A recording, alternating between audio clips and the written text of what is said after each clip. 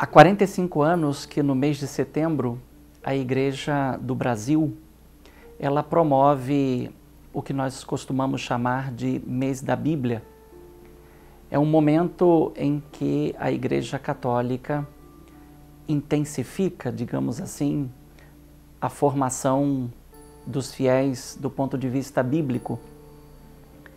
Nós poderíamos compreender esta iniciativa a partir daquilo que diz o Salmo 119, no versículo 105, Lâmpada, tua palavra é lâmpada para os meus pés e luz para o meu caminho.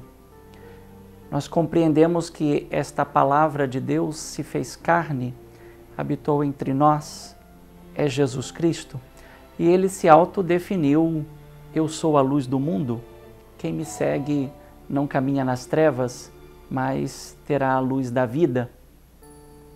E ele comprometeu os discípulos na missão, dizendo que eles também precisam se tornar, ou melhor, ele usou um imperativo: vós sois a luz do mundo. Brilhe a vossa luz diante dos homens, para que, vendo as vossas boas obras, glorifiquem o Pai que está nos céus. É com base nesta breve introdução que eu gostaria de apresentar para vocês este livro, Paulo e a Igreja de Tessalônica. Em primeiro lugar, reconhecendo que o apóstolo Paulo procurou vivenciar em tudo esta ordem de Jesus, de ser luz no mundo, sal da terra. Nós também compreendemos que entre Paulo e a Igreja de Tessalônica está a primeira carta aos Tessalonicenses. Exatamente o tema que nós vamos estudar no próximo mês da Bíblia, dedicado ao estudo da primeira carta aos Tessalonicenses. Uma carta comovente, onde nós podemos perceber tanto os afetos, as intenções, as motivações do apóstolo Paulo e seus companheiros Silas e Timóteo em relação a esta jovem comunidade e ao mesmo tempo perceber também a reciprocidade dos afetos, dos carinhos, das atenções da Igreja de Tessalônica pelo apóstolo Paulo. Um motivo ainda mais interessante é nós começarmos a compreender que Paulo inaugura na igreja um modo pastoral inovador, através das cartas que ele procurou enviar às comunidades por onde passou, fundando, a fim de acompanhar pastoralmente os fiéis e o crescimento da fé desses fiéis e dessas comunidades. E no nosso caso específico, a primeira carta aos Tessalonicenses revela, como disse então, este encantamento do apóstolo por esta comunidade, sua preocupação, seu zelo pastoral, e tudo isso focado na salvação que Deus realizou através de Jesus Cristo e na ação do Espírito Santo que realiza esta obra de fé, esta obra de amor na comunidade. Paulo insiste nesta primeira carta em diversos aspectos, mas principalmente que a vida dos fiéis seja pautada na busca de santidade, numa fé viva, operosa, e tudo isso manifestado através daquilo que ele chama de uma caridade laboriosa. Pois bem, este livro, Paulo e a Igreja de Tessalônica, ele quer ser um instrumento, um modo de nós vivermos bem e intensamente este mês da Bíblia. Para tanto, eu procurei de um modo bem simples subdividir o livro em duas partes. A primeira parte eu chamei de pressupostos hermenêuticos, isto é, todo aquele conteúdo que julguei necessário pudesse oferecer aos leitores uma capacitação para mergulhar com grande vontade, não apenas de conhecer o conteúdo da primeira carta aos Tessalonicenses, mas acima de tudo de poder assimilar este conteúdo. E na segunda parte, eu apresento todo o percurso da primeira carta aos Tessalonicenses, um comentário seguindo um texto particular, que é o texto que Paulinas publicou no ano de 2015, nesta publicação, não é? Que eu recomendo, a Bíblia, o Novo Testamento. Pois bem, nós percebemos neste percurso da primeira carta aos Tessalonicenses, e um percurso muito simples, onde nós vemos aqui que Paulo, ele se interessa pela comunidade de uma forma toda particular, porque na primeira parte dessa carta, ele, como disse, demonstra todo o seu carinho, o seu afeto, a sua preocupação por esta jovem comunidade.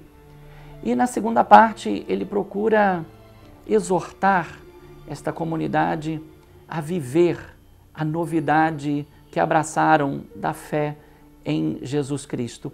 É verdade que na carta existem alguns elementos particulares que Paulo quis tratar, na verdade, porque esta sua apreensão, esta sua preocupação pela comunidade de Tessalônica levou que Paulo enviasse a essa comunidade o seu colaborador Timóteo, a fim de saber como esta comunidade estava, porque a sua saída foi uma saída um pouco às pressas devido às perseguições que sofreu nesta comunidade. E ao se encontrar novamente com Timóteo, ele recebe as boas notícias, poderíamos quase dizer a boa nova que Timóteo trouxe, de modo que é uma relação entre a boa nova que Paulo levou à comunidade e o resultado desta boa nova evangelizadora de Paulo em relação à comunidade também se torna um feedback, isto é, esta comunidade também devolve a Paulo uma boa nova, e que esta boa nova não é outra coisa senão a vivência do Evangelho, a busca da santidade. E Paulo se interessa para que esta comunidade continue aprofundando a sua fé e, acima de tudo, que esta fé, como disse, se torne operosa na caridade. Paulo também trata de um ponto específico, que é a questão da segunda vinda de Cristo, que nós chamamos de parousia, porque nós professamos a fé que aquele Jesus que subiu aos céus, e nós celebramos isto na solenidade da ascensão do Senhor, ele vai voltar e um dia voltará como juiz dos vivos e dos mortos. Então parece que esta questão aflorou no seio da comunidade, porque os fiéis de Tessalônica, ao que tudo indica, não sabemos muito ao certo, perderam alguns entes queridos num naufrágio e começaram a viver uma certa angústia, porque o Senhor, ao voltar, não ia encontrar estes fiéis para levá-los consigo.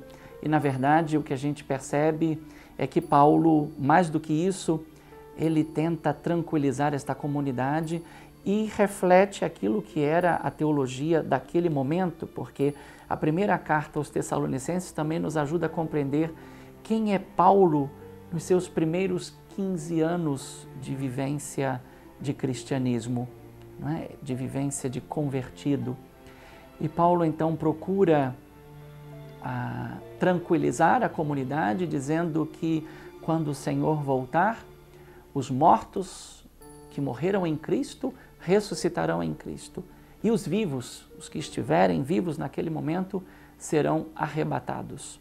De uma coisa é certa, Paulo insiste em diversos pontos que nós encontramos também no Evangelho. Por exemplo, quando o Senhor diz que quando ele voltar, ele virá como um ladrão, isto é, de forma inesperada. Então Paulo quer se assegurar de que esta comunidade esteja preparada para quando isto acontecer. São esses os temas, são muitos outros. Nós queremos certamente aproveitar bem este momento, este mês da Bíblia, e eu convido você a mergulhar com um grande desejo sobre a primeira carta aos Tessalonicenses e tenho a certeza de que você vai descobrir este Paulo, zeloso apóstolo, mas também uma comunidade viva que aderiu e que procura colocar em prática aquilo que aprendeu. Espero também que o livro Paulo e a Igreja de Tessalônica seja para você um subsídio útil a fim de alimentar a tua fé, a tua espiritualidade e, acima de tudo, te ajudar nesta caminhada que juntos percorremos com a Igreja do Brasil no mês da Bíblia.